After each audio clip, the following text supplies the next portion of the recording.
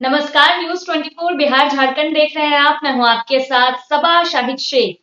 बिहार विधानसभा में आज अपराध नियंत्रण बिल पास होगा, जिसका समर्थन तो जेडीयू और बीजेपी कर रही है, लेकिन विपक्ष इसके खिलाफ है। विपक्ष का कहना है कि बिल के कई प्रावधान के वो खिलाफ है। पुराना जो बिल था उसे भी अच्छे से इंप्लीमेंट किया जा सकता था, तो नया क्यों लागू करना। तो इन्हीं तमाम बातों पर आज चर्चा करेंगे। तो वही सरकार का कहना है कि अगर ये नया बिल पारित होता है तो इससे खनन माफिया, बालू माफिया, जो भी माफिया है, उनपे नकेल कसने में मदद मिलेगी। आसानी से उन पर नकेल कसा जाएगा। तो आज इसी पर चर्चा करेंगे, लेकिन चर्चा शुरू करने से पहले इस अपराध नियंत्रण कानून को लेकर जो तमाम बयानबाजियां हो रही, पक्ष और विपक्ष दोनों ही अपनी बातें रख रहे हैं। तो चलिए आपको वो सुनवाते हैं।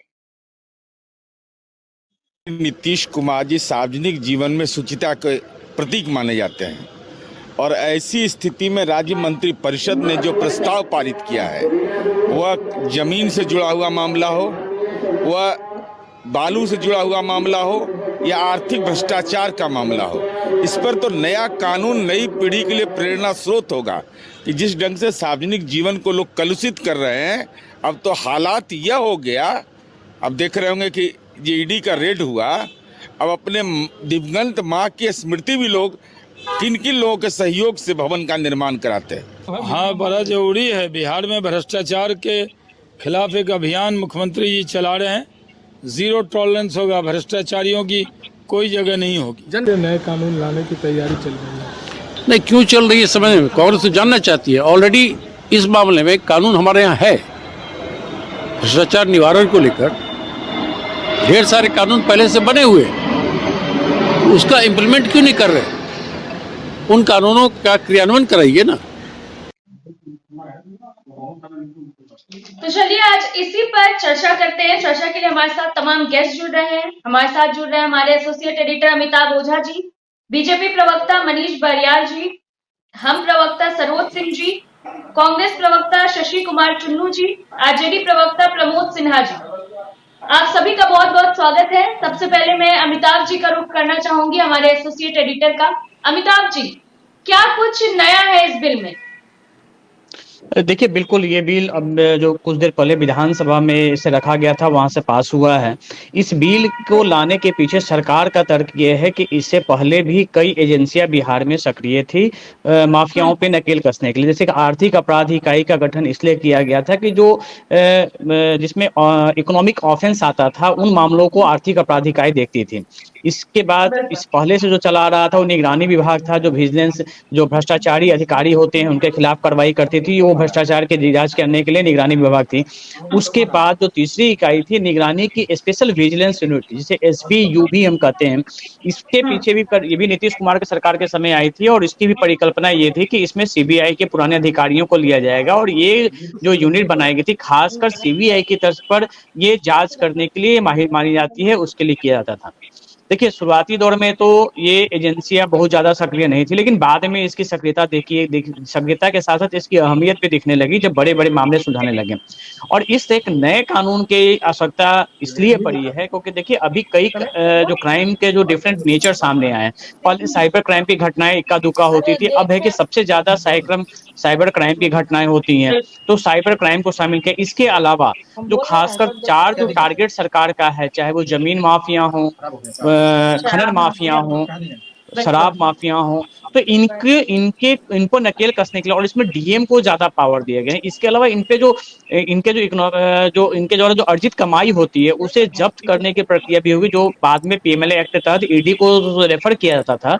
जैसे आर्थिक अपराध इकाई भी जांच करती है, ED को रेफर कर देती है, लेकिन वो चाहिए। लेकिन सबसे बड़ी बात कि जब इस कानून को लाया जा रहा है तो सरकार सत्ता पक्ष के द्वारा ये कहा जा रहा है कि यूपी के गुंडा एक्ट के तहत हम इस कानून को यहाँ लागू करेंगे। देखिए, कानून पहले भी था और ये कानून भी आ रहा है, लेकिन इसके पीछे जो तर्क यूपी के गुंडा कानून के तहत, गुंडा एक्ट के तहत इसे हम लागू करेंगे, कड़ाई से लागू करेंगे। कहीं ना कहीं ये बात जरूर विपक्षी पार्टियों को चुभती है कि यूपी की तर्ज पे कानून बन रहा है। हर कोई, आज भी 10 बिल पास हुए हैं, इसके अलावा भी और कई भी बिल पास हुए, लेकिन चर्चा सिर्फ इस बात को लेकर है कि कड़ाई से करना है। और अभी ये बिल पास हो चुका है आपको हम लोग चर्चा में आगे भी बताएंगे आपको किस तरीके से इस बिल के लागू हो जाने के बाद कितनी परेशानियां माफियाओं को होने वाली हैं और कितनी जो पुलिस को जो है कितने अधिकारों में छूट मिलने वाली है। जी चलिए ठीक है, सीधा मनीष जी का रुख करते हैं। मनीष जी, नया बिल पास हो गया है, क्या कुछ सरकार की तैयारियां हैं माफियाओं पे नकेल कसने के लिए? देखिए, नमस्कार आपको और सारे जो आपके व्यूअर्स हैं और मेरे जो को पैनलिस्ट हैं उनको भी नमस्कार। इस तरह का कानून जो है, इस तरह के प्रावधान की बहुत जरूरत थी। अगर आप देखें हमारे राज्य में और दूसरे राज्यों में भी कई बार ऐसा हो जा रहा है कि जो अपराधी हैं वो सरकार के जो मुलाजिम हैं उनके ऊपर ही जो है उनका आक्रमण हो जा रहा है।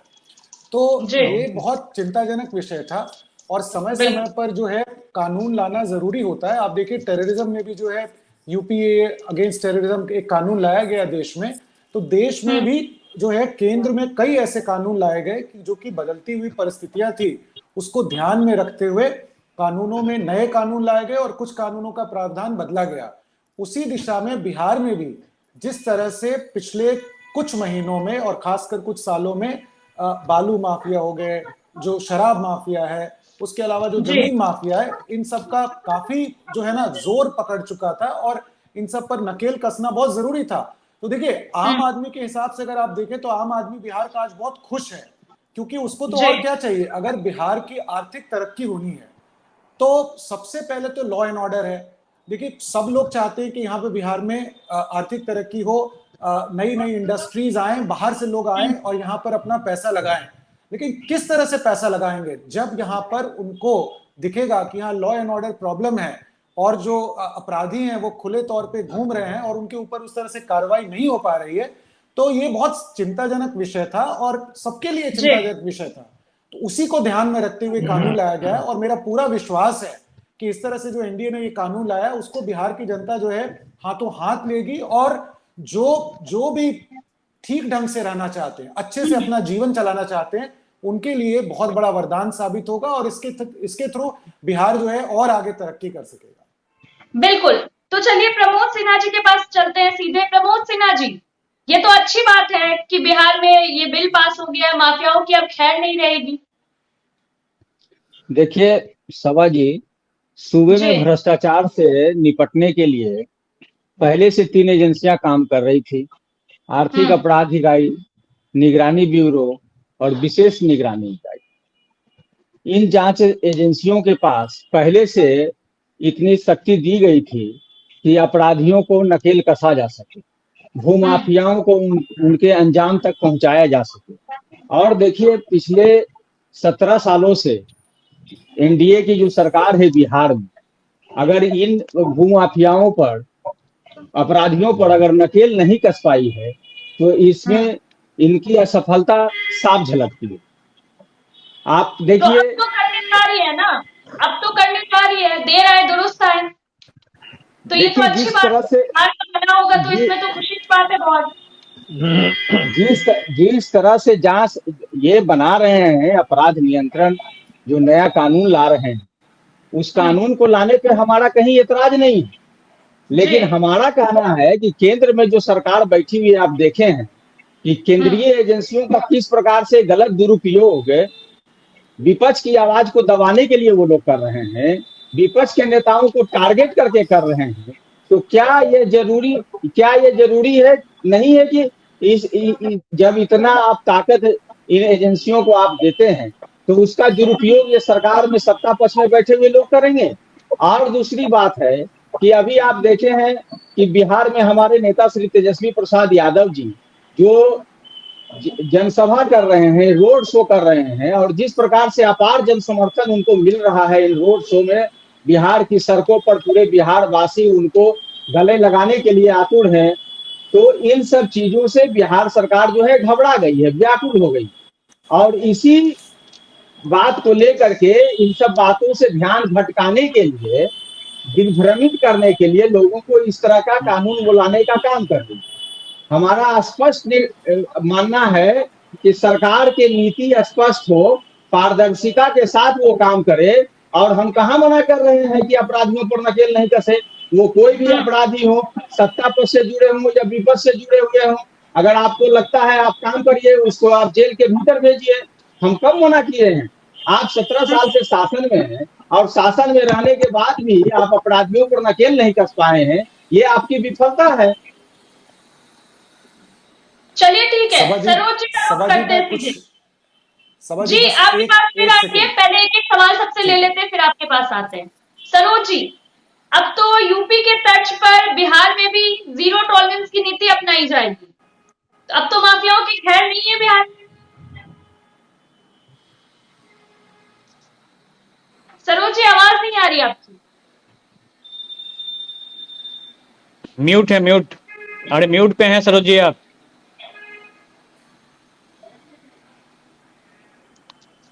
सरोज जी म्यूट पे हैं आप।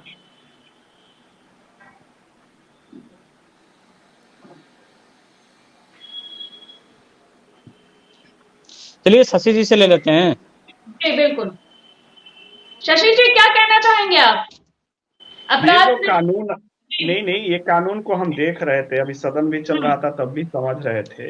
ये कानून एक तरीके से बिहार में अफसरशाही राज को और बढ़ावा देना है। पहले ही से अफसर एक तरीके से अपना राज चला रहे हैं। नीतीश जी का ये राज माना जाता है कि नीतीश जी शुरू से ही अफसरशाही जो और मजबूत उसको करने जा रहे हैं। देखिए इसमें कई चीज है जो जिसको लागू करने का जरूरत ही नहीं था। एक बिना वारंट को आप किसी को भी अरेस्ट कर सकते हैं, उसको महीना दिन आप जेल में डाल सकते हैं। तो ये जो कानून है उसमें सिर्फ शराब और ये अपराध ये सब नहीं है, उसमें और कई चीज है, भाषा को लेकर के है, जाति को लेकर के है, बहुत चीज को डाला गया है। तो आप एक चीज समझिए, अगर डीएम किसी को बिना वारंट का अरेस्ट कर लेता हो तो कोई आंदोलन कर रहा होगा उसको भी करवा लेंगे, कोई अपना हक मांग रहा हो उसको भी करवा लेंगे, या विपक्ष का कोई नेता अपने अधिकार के लिए सड़क पे लड़ाई कर रहा हो, सरकार से लड़ रहा हो, उसको भी अपराधी बना दिया जाएगा। और उसमें एक चीज और जोड़ा गया है, जिला बदर राज बदर का बात जोड़ा गया है। ये कहां से कानून आता है और क्या यूपी राज है? कहां यूपी में अपराधी रोका गया? राजा भैया जैसे अपराधी को तो आप वोट लेने के लिए सदाचारी बना दे रहे हैं। अपराधी को दो चश्मा लगा करके नहीं देखा जा सकता है। आज ही सुबह आपको बता रहे हैं 4 घंटा भी नहीं हुआ, आरा कोर्ट में गोली मार करके गवाह का हत्या कर दिया गया। तो ये जो नीतीश जी 18 साल होने जा रहा है बिहार में सरकार का, ये कानून दिखाता है कि नीतीश जी अब पूरी तरीके से बिहार में अफसरशाही राज लागू करने जा रहे हैं और ये काला कानून रहेगा। इस पहले वाला जो कानून था उसी को सही रूप से चलाते, उसी में बदलाव किया जा सकता है, नहीं तो ये जो कानून लाया गया इसमें भी कई चीज बदलाव किया जा सकता है। इसलिए मेरा स्पष्ट मानना है कि नीतीश जी ने ये कानून ला करके अफसरों को मजबूत किया है। और बिहार में अब देखिए इसमें है कि जाति को लेकर के अब कोई अपने भाषा को लेकर के कभी आवाज उठाता है, जैसे बिहार के सारे यूनिवर्सिटी में भोजपुरी की पढ़ाई बंद हो गई, तो जो भोजपुरी भाषा बोलता है वो व्यक्ति तो आंदोलन कर सकता है, उसको भी आप अपराधी बना दीजिएगा। कोई अपने जाति के अधिकार के लिए मांग करता हो, गरीब हो, पिछड़ा हो, उसको भी आप अपराधी बना दीजिएगा। तो ये जो मेरे ख्याल से शशि जी आपको और इसमें अध्ययन करने की जरूरत है। जो बातें आप कर रहे हैं ये बातें उसमें नहीं है। पहली बात जाति और भाषा से उसमें है कि जाति के आधार पर अगर कोई विवाद उत्पन्न होता है उसके लिए। दूसरी बात जो आप कर रहे थे, देखिए सभा इससे पहले भी जब बिहार में पिछली जो सरकार थी उसमें एक आया था स्पेशल जो बीएमपी के बटालियन का गठन हुआ था, तो उसमें बीएसएफ बिहार स्पेशल सैन्य ऑक्सिलरी पुलिस का जो गठन हुआ था उस वक्त भी ये कहा गया था कि पुलिस को अधिकार दे दिया कि घर में घुसे किसी को वारंट गिरफ्तार कर सकती है, किसी का कुर्की जब्ती कर सकती है, जबकि ऐसी कोई बात नहीं थी। देखिए पहले इस पे अध्ययन कर लीजिए। कुछ चीजें थी जो बदलते समय अभी जो पुलिस की जो सिस्टम चल रही है 1981 का चल रहा था, उसमें सुधार कुछ इम्प्लीमेंट किया गया है, कुछ उसमें सुधार किए गए हैं। जैसे कि साइबर का मैंने बताया कि साइबर की क्राइम की घटनाएं पहले इक्का दुक्का होती थी, अब यह है कि हर एक जगह सबसे ज्यादा साइबर क्राइम की होती है। क्राइम का नेचर भी बदल रहा है और नेचर के अनुसार क्राइम को जो उसके लिए एक्ट है उससे भी बदलने की जरूरत है और उसी लिए ये कानून लाया गया है। खैर इसमें भी दो मत नहीं है। देखिए पुलिस जहाँ ज्यादती करनी होगी किसी कानून में करेगी, अभी क्या नहीं होता है, अभी पुलिस ज्यादती की खबरें नहीं मिलती हैं, लेकिन इसमें कुछ पावर दिए गए हैं जो जैसे पहले डीएसपी स्तर के अधिकारी जो होते हैं जो इकोनॉमिकल ऑफेंस की जांच करते थे, अब इसमें इंस्पेक्टर लेवल के अधिकारी भी जांच कर सकते हैं, उन्हें भी वो भी सीज कर सकते हैं, वो भी आगे केस में चार्जशीट दाखिल कर सकते हैं, ये दिया गया। लेकिन हाँ कोई भी, जैसे कि इसमें जो डीएम को पावर दिया गया है या फिर जो सीसी एक्ट लगाने का जो दिया गया है, तो उसमें के लिए सलाहकार बोर्ड बनाने की भी की गई है, जिसमें कि जो एक रिटायर्ड या फिर जो वर्किंग जज हैं वो इसके मेंबर रहेंगे, 3 लोगों की कमेटी बनेगी, उसके रिकमेंडेशन पे ये आगे की कार्रवाई होगी। इसमें खुली छूट नहीं दी जा रही है। मैंने बोला इसमें सबसे जो विवादित जो आ रहा है वो बयान सिर्फ इसलिए ये पूरा कानून विवादित हो गया है क्योंकि इसमें वो कहा जा रहा है कि यूपी के गुंगा एक्ट के तहत, तो ये जरूर बुरा लग रहा है लोगों को सुनने में नहीं लग रहा, लेकिन बाकी जो कानून है वो जैसे पहले से 3 जो एजेंसियां काम कर रही है वही एजेंसियां, थोड़ी सी इसकी सख्ती बढ़ाई गई है, इनका दायरा बढ़ाया गया है। एक और जो बिल जो आज जो पास किया गया है उसमें देखिए किया गया है कि अब जितने भी सार्वजनिक जो प्रतिष्ठान होंगे वहां सीसीटीवी लगाना अनिवार्य हो जाएगा, वहां 30 दिन का आपको उसका जो है जो रिकॉर्डिंग है वो 30 दिन तक आपको रखना पड़ेगा। इसके अलावा उसमें दिया गया है कि जो पुलिस जो आपको जरूरत पड़ेगी तो आपका सीसीटीवी का जो फुटेज इस्तेमाल कर सकती है। हाँ, जो लोग बार बार नोटिस देने के बावजूद नहीं करेंगे तो उनके लिए इसमें फाइन का प्रावधान किया गया है कि अगर पहला महीना में अगर कोई टीम पहुंचती है उनके यहाँ नहीं रहेगा तो 10,000 रुपया है, अगर उसके बाद दोबारा भी नहीं लगता है तो पर मंथ 25,000 रुपये के हिसाब से वो चार्ज कर सकते हैं। तो ये भी आज बिल आज यहाँ पे पास हुआ है। चलिए ठीक है, सरोज जी आपको आवाज मिल रही है? जी पूरी तरीके से मिल रही है आवाज में। जी ठीक है सरोज जी, तो यूपी वाले स्टाइल में, योगी जी के स्टाइल में अब बिहार में भी एक्शन होगा, क्या कहना चाहेंगे? अब तो माफियाओं की खैर नहीं रहेगी। देखिए, ये सरकार के द्वारा जो उठाया गया है यह बहुत ही सराहनीय कदम है, और ये जो यूपी की बात हो रही है ना, यूपी बात जो बोल रहे हैं अभी अमिताभ भाई जो बताए हैं, बहुत बढ़िया तरीके से इसका सारी चीज क्लियर, सारी चीजों पर बहुत अच्छी तरीके से व्याख्यान उन्होंने दिया है अमिताभ भाई ने, मैं उनकी सराहना करता हूँ। और ये इसमें ये जो कानून बनाए हैं तो ये कानून किसी के पॉकेट का कानून थोड़ा ही, तो पूरे सबके लिए है। ये राष्ट्रीय जनता दल वाले को कलेजा क्यों फट रहा है? इनको पूरा गुंडागर्दी की इनको छूट होनी चाहिए थी क्या? ये बालू और दारू और गिट्टी फट रहा है, ये बालू दारू और गिट्टी, ये बालू दारू और गिट्टी की सरकारी जब बनते हैं तो बालू दारू और गिट्टी की सरकारी बनाने में लगे रहते हैं। तो क्या ये चाहते थे कि ये कानून नहीं आए और बालू दारू और गिट्टी के पूरा बिहार में लूट हो? और लूट किस तरीके से ईडी की पूरे तरीके से जिन्होंने इन लोगों ने सरकार में रहते हुए बालू और दारू, राजा और दारू में जिस तरीके से जिन्होंने पहले, भैया मैं आपको बता रहा हूँ भाई साहब प्रमोद सिन्हा जी, मैं अपनी बात रख रहा हूँ। क्या कार्रवाई की? मैं अपनी आपको बोलने का मौका मिला था ना, आपको प्रमोद जी बोलने का मौका मिला था ना, आपने अपनी बात रख ली। अब जब मैं बोल रहा हूँ तो ठीक है, सरोज जी बोलिए, सरोज जी बोलिए, सरोज जी बोलिए। जी ये कह रहे हैं कि इनको राष्ट्रीय जनता दल वाले को ये कलेजा फट रहा है, और इनको ये लग रहा है कि हम लोग जिस तरीके से जब सत्ता में आते हैं तो पूरा नदी के पूरा इनकी जब सत्ता आई पूरा नदियों को इन्होंने समझिए कि ये पूरा क्या किया है खेल, आपसे कुछ छिपा हुआ नहीं है।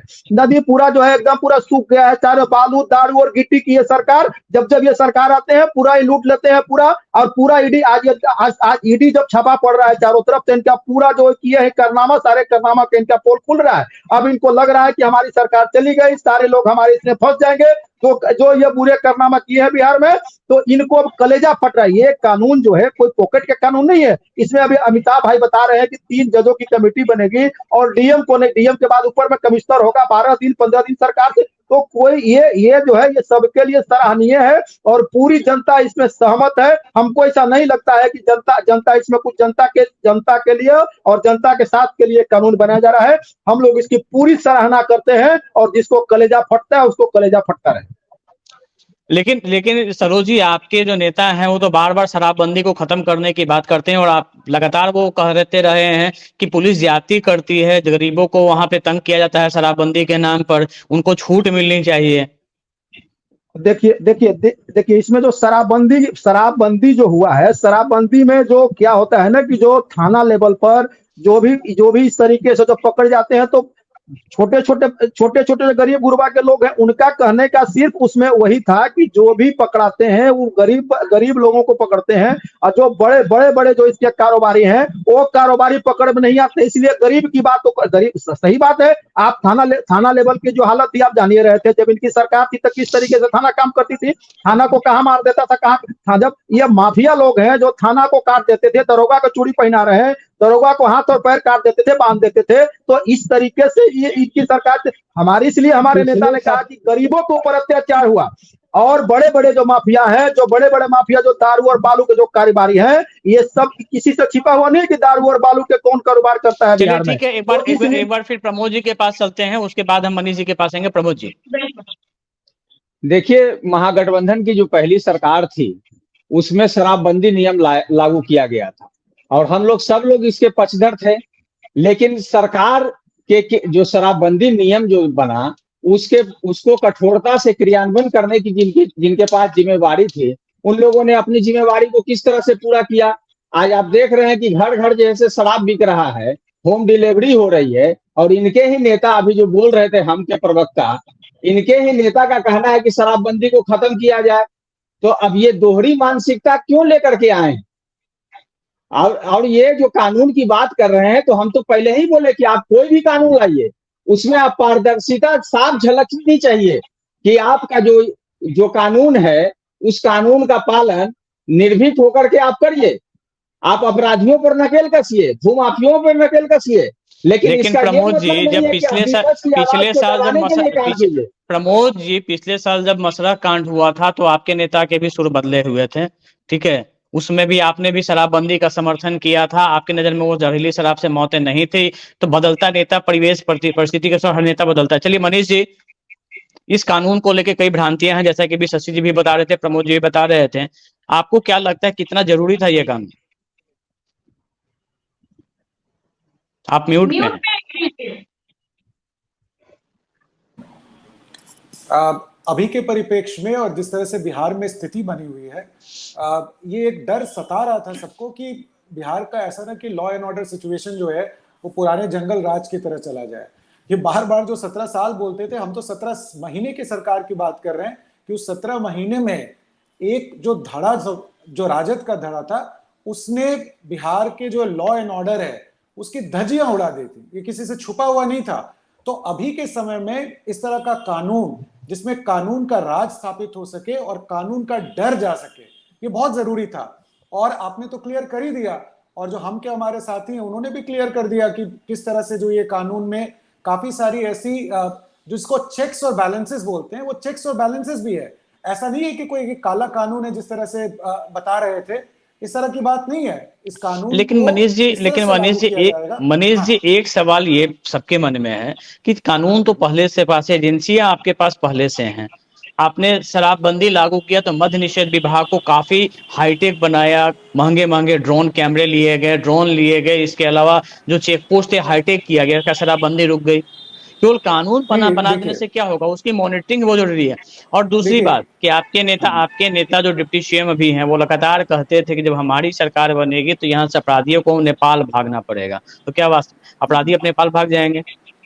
बिल्कुल, मुझे लगता है कि देखिए, आपका 2 सवाल था। जो पहला सवाल है उसका जो मैं जवाब दूंगा कि देखिए, ऐसा नहीं है कि अगर कोई कानून पूरी तरह से 100% लागू ना हो तो कानून की जरूरत नहीं है या उसकी इंपॉर्टेंस नहीं है। देखिए, यहाँ मर्डर भी क्या रुक गया?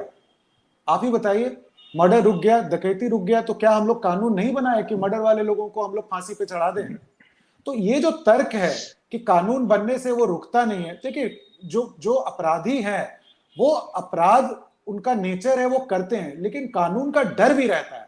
तो ज्यादातर लोग कानून के डर से रुकते हैं और वो अपराध होना जो है उनके लिए थोड़ा सा तो जरूर उनको भ्रम की स्थिति पैदा हो जाती है। लेकिन आज अभी ऐसी स्थिति बनी हुई है कि लोग जो है, और खासकर जो हमारे साथी हैं राजद के, उनके कई लोग मतलब भरे हुए हैं ऐसे लोग, हमके प्रवक्ता भी बोल रहे थे कि जिसमें मतलब उनका पूरा जंगल राज की स्थिति उन्होंने वापस लेकर आ गए थे। तो उस समय ऐसी सख्ती की जरूरत थी। और देखिए, बिहार को बदलना सब लोग कहते हैं, तो बिहार को आप बदलेंगे कैसे? सबसे पहला जो पिलर है बिहार को बदलने के लिए, ये जगह शांत होना चाहिए और यहाँ अपराधी, माफिया, भू माफिया जितने लोगों को, उनको तो जेल में बंद करना होगा। तो जब तो इस तक नए यहाँ से भागेंगे नहीं, तब तक जो है बिहार की स्थिति नहीं ठीक हो पाएगी। तो आपको तो सब लोगों को साधुवाद देना चाहिए कि एक ऐसा कानून आ रहा है जहां से अब गुंडे जो है थर थर कांपेंगे, और यही उम्मीद है उस कानून से। और मुझे लगता है कि इसका पालन होगा तो आप देखेंगे बिहार में जो है अपराध की स्थिति बहुत ही ज्यादा मतलब सुधरेगी। तो मनीष जी, क्या लगता है इस नए कानून का क्रेडिट आप 10 दिन पुरानी, 1 महीने करीब 20 दिन पुरानी एनडीए सरकार को देते हैं, मैंने बीजेपी को देते, अपनी पार्टी को देते हैं, या फिर नीतीश कुमार को देते हैं? देखिए, ये सरकार जो चल रही है ये आपस में गठबंधन की सरकार है, बातचीत होती है और बातचीत होने के बाद ही कोई कानून लाया जाता है। तो इसमें जो है दोनों पार्टियों का सहयोग है, और इस सहयोग से भी, कोई भी सरकार सहयोग से चलता है। तो ये कानून के पीछे जो है, और खासकर जो हमारे प्रदेश अध्यक्ष और उप मुख्यमंत्री दोनों, उन दोनों का जो मिजाज है और उन दोनों का जो सोच है, वो जो है वो अपराधियों के बहुत बिल्कुल खिलाफ है। वो बहुत दिन से जो है अपराधियों के लिए खिलाफ बोलते आ रहे हैं। ये नई बात तो नहीं है। पिछले सरकार में भी जब जहां भी कोई दिक्कतें होती थी तो वो हमेशा पॉइंट आउट करते थे कि देखिए इस तरह से बिहार चलने वाला नहीं है। मुख्यमंत्री जी भी सुलझे हुए आदमी हैं, उनका तो इतने साल का जो है ट्रैक रिकॉर्ड रहा है, और खासकर लॉ एंड ऑर्डर के मामले में उन्होंने बहुत अच्छा काम किया है। तो मैं जो है साधुवाद देता हूं दोनों पार्टियों को कि ये दोनों मिल करके ये एक ऐसा कानून ला रहे हैं जो मील का पत्थर साबित होगा। बिहार के आर्थिक इंप्रूवमेंट में आर्थिक सुधार भी होगा और बिहार में सामाजिक सुधार भी होगा। प्रमोद जी, अभी 1 महीना हुआ है, 28 जनवरी को सरकार ने शपथ लिया था, नीतीश कुमार ने एनडीए के सह के शपथ लिया था, और ये आज कानून पास हुआ यहाँ से। अभी जो मनीष जी से, जो मनीष जी अपने दोनों डिप्टी सीएम को और मुख्यमंत्री को धन्यवाद दे रहे हैं इस नए कानून को लेके, तो क्या आपके समय जब सरकार में नीतीश कुमार थे, उस समय अगर प्रस्ताव पे चर्चा हुई थी, तो क्या उसमें चर्चा नहीं हुई थी कि उस समय इस तरह के कानून लाए जाए, उसको सख्ती से लागू किया जाए और खनन माफिया, बालू माफिया, शराब माफिया, इन लोगों के खिलाफ नकेल कसा जाए? देखिए, हमारा मानना है कि जो पहले से कानून बना हुआ था, उस कानून के द्वारा भी हम अपराधियों पर नकेल कस सकते थे और भूमाफियाओं पर नकेल कस सकते थे। नकेल कसने की जो जवाबदेही जो प्रशासनिक स्तर पर होती है, उनको भी ठीक ढंग से काम करने की जरूरत है। आज अब असीमित पावर अगर किसी के हाथ में आप दे देते हैं, आप इंस्पेक्टर को असीमित पावर दे देते हैं, तो क्या यह गारंटी नहीं है कि वो दुरुपयोग करेंगे और लोगों के मौलिक अधिकार का हनन भी करने का काम करेंगे? आप जिस तरीके से आप देखिए, हम लोगों के का जो कथनी और करनी है उसमें कहीं भी कोई अंतर नहीं है। आप देखिए 2020 के विधानसभा के चुनाव में हमारे नेता ने जिन वायदों को लेकर के विधानसभा चुनाव में गए, 17 महीनों की सरकार में उन वायदों पर वो खरा उतरने का काम किए। आज जो बिहार के अंदर में जो जनसैलाब उनको सुनने के लिए, उनको देखने के लिए उमड़ रहा है, वो उसी का प्रतिफल है कि तेजस्वी प्रसाद यादव जी में लोगों का विश्वास बढ़ा है। लोग उनके ऊपर, उनके तरफ। प्रमोद जी, आप नहीं प्रमोद जी, हम यहाँ कानून व्यवस्था की बात कर रहे हैं, कानून की बात कर रहे हैं। कानून को लेके आपकी सरकार ने क्या कर लिया? क्या उसमें कोई पुलिस की उपलब्धि? जो पुलिस पे लगातार हमले जो बढ़ गए थे, मेरे पास एक डाटा है, पिछले साल जनवरी से लेके पिछले साल सितंबर तक का जो डाटा था, पुलिस पर हमले की 76 घटनाएं हुई थी। खुद ये पुलिस के रिकॉर्ड की घटनाएं बता रहे हैं, जो सीआईडी के द्वारा हर साल जारी किया जाता था। सितंबर तक के डाटे होते, 76 घटनाएं होती से पुलिस पे हमले हुए थे। डीजीपी को भी कहना पड़ा था कि पुलिस अब एक्शन लेने के मोड में, एक्शन लेना जरूरी है, लेकिन एक्शन कोई नहीं लिया गया था। लेकिन अब ये क्या कानून, मेरा वही सवाल है कि क्या ये कानून बन जाने के बाद पुलिस एक्शन लेगी? पुलिस को पावर के क्या पहले से कमी थी कि फिर नई पावर देने की जरूरत पड़ी है? आखिर ये बेसिक अंतर आया तभी ये कानून बना है। शशि जी, हम तो वही बात बोल रहे हैं ना कि अगर कानून लाने से, अगर कानून व्यवस्था में सुधार होता है, तो हम कहीं से भी इस कानून का ऐतराज थोड़े कर रहे हैं। हमारा मानना है कि जो भी कार्रवाई हो वो ऊपर से नीचे तक पारदर्शी हो, लोगों के जो मौलिक अधिकार है उसका हनन नहीं हो, एक तरफा कार्रवाई नहीं हो, किसी को फंसाने का काम नहीं किया जाए। हम ये बात बोल रहे हैं। नहीं, कल विजय सिन्हा ने, जो भी खनन विभाग के प्रभार में ही है, विधानसभा में कहा था कि इससे पहले के जो मंत्री हुआ करते थे, वो खनन विभाग के अधिकारियों पर जब हमले हुए थे, तब वो कहते थे कि ये लोग भी गड़बड़, इसलिए इन पे हमले हो रहे हैं। और अब जो है सरकार करी। हाँ बताइए। बोलिए। बोलिए, आप ही बोल नहीं, लीजिए पहले। अब जब सरकार कह रही है कि नहीं, हम अब एक्ट होगा, पुलिस पे हमला करने वाले भी बख्शे नहीं जाएंगे, उनके खिलाफ भी कड़ी कार्रवाई की जाएगी। कानून पहले भी थे, लेकिन अब ये गुंडा एक्ट के तहत कार्रवाई होगी। गुंडा एक्ट के मतलब लोगों का परसेप्शन अभी ये बन रहा है कि जैसे यूपी में देखते हैं कोई बड़ी घटना घट जाती है, अपराधी में का इनकाउंटर होता है, नहीं तो फिर एक साथ सारे डिपार्टमेंट के लोग बुलडोजर लेके पहुंच जाते हैं। तो बुलडोजर वाली कार्रवाई क्या बिहार में भी शुरू होनी चाहिए? देखिए, संविधान पर हम लोगों का पूरा विश्वास है, और संविधान में जो नियम सम्मत कार्रवाई की बात की गई है उससे हम लोग कहीं भी इतर नहीं। लेकिन किसी को भी इस तरीके से खुली छूट अगर आप दे देते हैं, वो अगर उसे सीमित पावर का दुरुपयोग अगर करता है, खास करके वहां जहां निर्दोषों के ऊपर इस तरह का कार्रवाई अगर किया जाएगा, तो कहीं ना कहीं लोगों के मौलिक अधिकार का तो हनन होगा ना। हम कहाँ कह रहे हैं कि जो भूमाफिया हैं, जो अपराधी हैं, उन पर कठोर से कठोर कार्रवाई नहीं की जाए। और सत्ता पक्ष के जो लोग हैं अभी वर्तमान में, वो पहले ये तो बोले कि अब रामसूरत राय जी इन्हीं के पास है ना, राधाचरण सेठ जी इन्हीं के पास है ना, क्यों अपने पास बना तो राधाचरण सेठ आप ही के पास से इनके पास गया था ना। सवाल उठता है, तो इन्होंने तो दोनों बात स्वागत किया ना, वही बात। हाँ, तो आप ही के यहाँ से गए थे। नीति नहीं ना चलेगी कि आपके पास जो। चलिए मनीष जी और सरोज जी मुस्कुरा रहे हैं, हम पहले इन्हीं से जवाब ले लेते हैं। देखिए, पहली बात तो ये बोलूं कि देखिए कि कोई आदमी सुने कि हम अरबपति हो गए आप 17 महीने में, बार बार ये 17 महीने बाद 17 साल की बात करते हैं। अब पता नहीं वो अरबपति कहाँ से हो गए। पहले तो यही बता दें कि अरबपति कैसे हो गए। एक दूसरी बात कि अगर आप देखें कि बिहार की जनता, साधारण जनता, उसको इन सब कानून से कोई डर नहीं है, उनको कोई भय नहीं है। अरे भाई, जो चोर होगा उसी को डर होगा, जो डकैत होगा उसी को भय होगा। आपको और हमको क्यों भय होगा? हम लोग अपना आराम से काम करते हैं। तो ये जो भय वाला और हनन की बात कर रहे हैं, साधारण जनता के लिए नहीं है। इनको भय लगा हुआ है कि इनके जितने लोग हैं सब एक करके जेल चले जाएंगे। उसी के चक्कर में ये ठीक से नहीं बात कर पा रहे हैं। अगर आप राह में पड़ते हुए किसी भी आदमी को पूछ लीजिए कि भाई पुलिस जो है वो अपराधियों के खिलाफ काम करेगी, बुलडोजर चला देगी, बहुत खुश होगा। सब जगह पूरे देश में लोग खुश हो रहे हैं कि हाँ भाई, जो अपराधी है, और अपराधी डर भी रहे हैं। तो यहां भी अगर बिहार में वैसा होता है तो उसमें कोई खराबी की बात नहीं है। जो अपराधी है उसको तो जाना ही चाहिए जेल, उसके खिलाफ तो एक्शन होना चाहिए। जनरल जो जनता है, अपराधी के खिलाफ एक्शन होना चाहिए, इस बात से हम भी सहमत हैं। तो आप तो सहमति हैं। हमारी जो आशंका है, हमारी आशंका, आप भी साधुवाद दे दिया कीजिए सर। आप भी चलिए मनीष जी, सरोज जी सबसे बढ़िया सवाल आप किए हैं। आपका जो सवाल था कि जब आप सत्ता में थे तो आप ये क्यों कानून नहीं पास किए। आप सर बहुत बढ़िया सवाल किए हैं। ये सत्ता में जब रहते हैं तो ये सत्ता कानून तोड़ने वाले को आप कहते हैं कि कानून बनाइए। बालू, दारू और गिट्टी इस तरीके सारे जो डिपार्टमेंट इनकी जो भी जांच के दायरे में चल रही है, बालू डिपार्टमेंट, दारू डिपार्टमेंट और गिट्टी वाले सारे डिपार्टमेंट इन लोगों के पास था। अरे ये लोगों को लूट करने के लिए जांच की कार्रवाई की जा रही है। प्रमोद जी, मेरा आपसे निवेदन है, जैसे मैं आपकी बात को सुना हूँ, हमारी बातों का बर्दाश्त करिए। आपको बर्दाश्त करना पड़ेगा। जो आप किए हैं वो कहीं नहीं जाएगा। यहाँ लोग बोलेगा, आपको बोल रहा है, आप बर्दाश्त करिए प्लीज।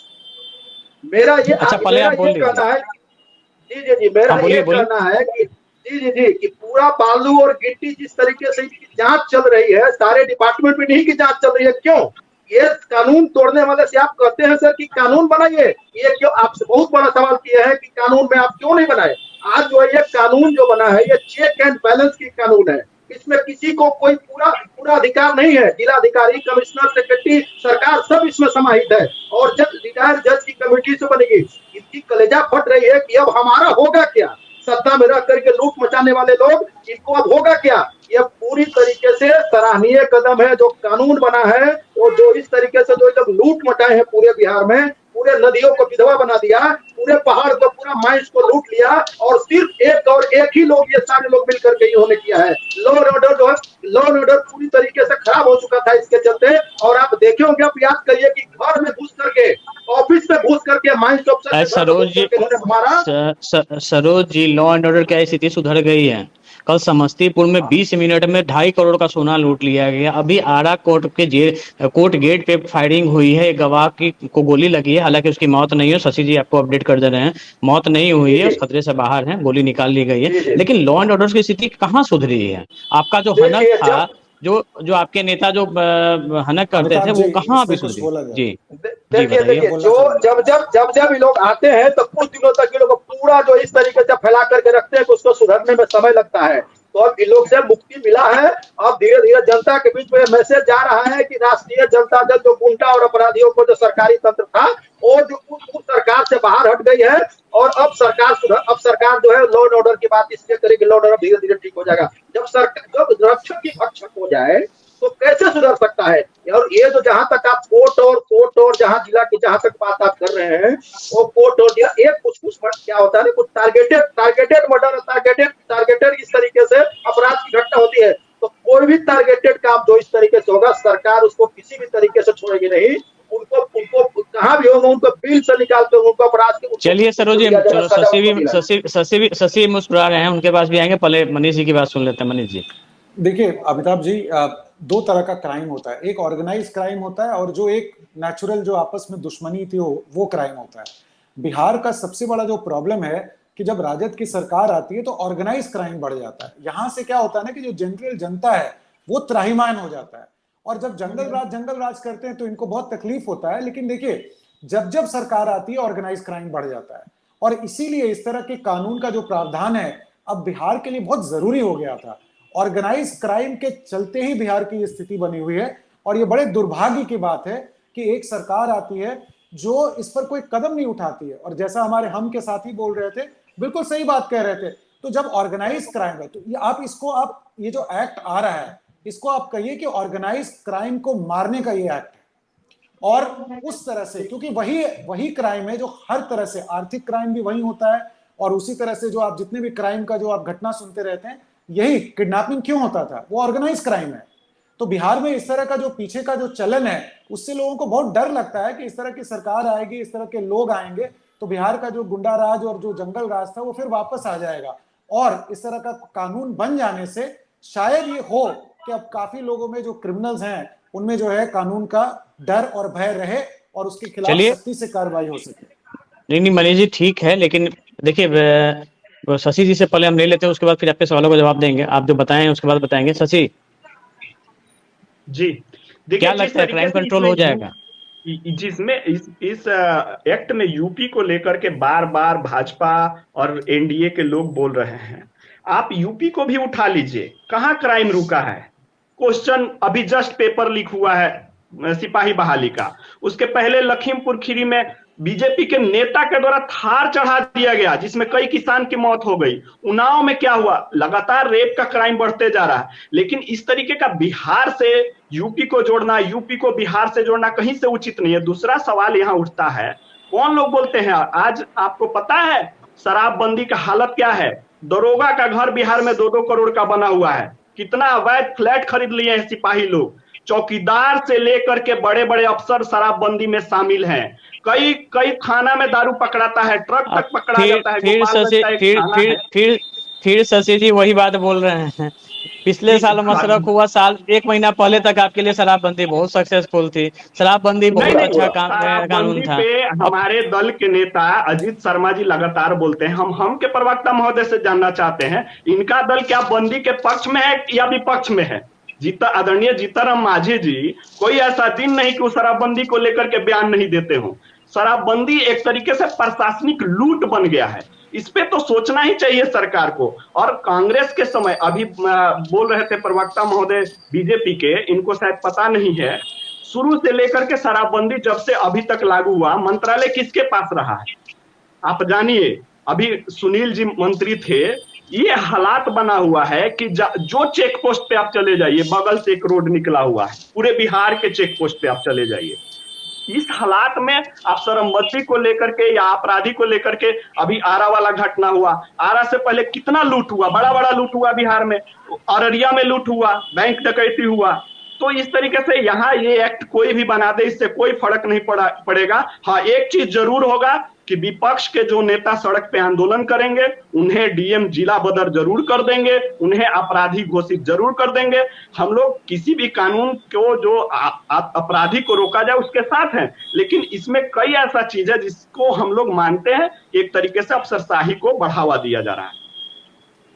चलिए सब देखिए, ये अभी शशि जी बताए कि हर चेक पोस्ट के बगल में एक साइड लाइन होता है, तो हर पॉलिटिकल पार्टी के पास बगल में एक साइड लाइन होता है। जैसे ही वो मुख्य धारा में आते हैं साइड लाइन वाला पकड़ लेते हैं, साइड लाइन में रहते हैं तो मुख्य धारा वाला पकड़ लेते हैं। तो हर पॉलिटिकल पार्टी के पास यही होता है। तो ये नया कानून बना है, सरकार ने आज इसे पास भी कर दिया। इस कानून के तहत और भी कई छोटे छोटे कानून जो है जो आईपीसी में चेंजिंग वहां पे होना है जिसमें, और निश्चित तौर पर देखिए इस बनने के पीछे, लेकिन मेरा ये मानना है कि क्राइम का ट्रेंड बदल रहा है, और क्राइम का ट्रेंड बदल रहा है इसलिए कानून को भी बदलना बहुत जरूरी है। देखिए शराबबंदी कानून जब शुरू में 2016 से बना था, कई अमेंडमेंट उसमें हुए थे, कई चीजें उसमें बदली गई, कुछ कोर्ट के आदेश से हुआ, कुछ जो राजनीतिक दलों के जो विरोध हुआ उसके चलते उसमें बदले गए हैं। तो कानून में तब्दीलियां भी होती रहती हैं, और ये 2-3 चीज जो नीतीश कुमार के समय में जो हुआ था, जो पहले का जो कार्यकाल उनका रहा था, चाहे वो सैप का गठन हुआ या फिर बीएसएपी का गठन हुआ, और जिस तरीके से आर्थिक अपराध इकाई का गठन हुआ, और ये स्पेशल विजिलेंस यूनिट का गठन हुआ, तो एक और इकाई का ये गठन हो रहा है।